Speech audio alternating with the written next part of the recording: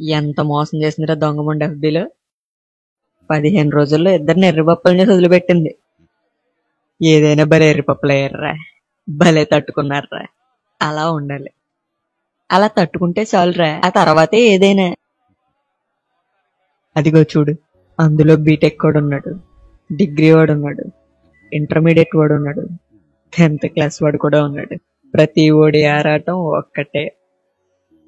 దేవుడా, అమ్మాయి friend request accept చేసేలా చూడు. చాటింగ్ చేసి గోకేద్దాం అనుకుంటామే, అంత బొమ్మలేదే. అమ్మాయిలు సోది మొహాలరా. అమ్మాయి అంటేనే సోది.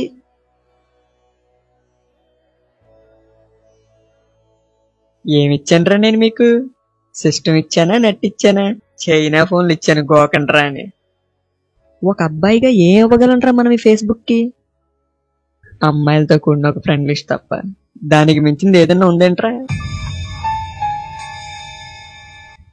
ఇదిగో, ఈసారికే ఈడు దాన్ని గోకాడు, ఈసారికే ఈడు దాన్ని గోకాడు, ఈసారికే నేను దాన్ని గోకాను.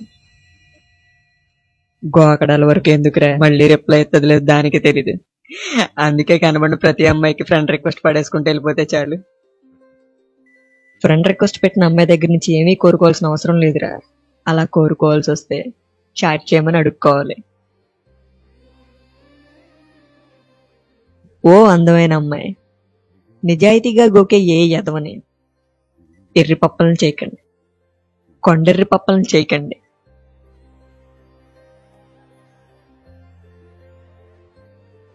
అంతే.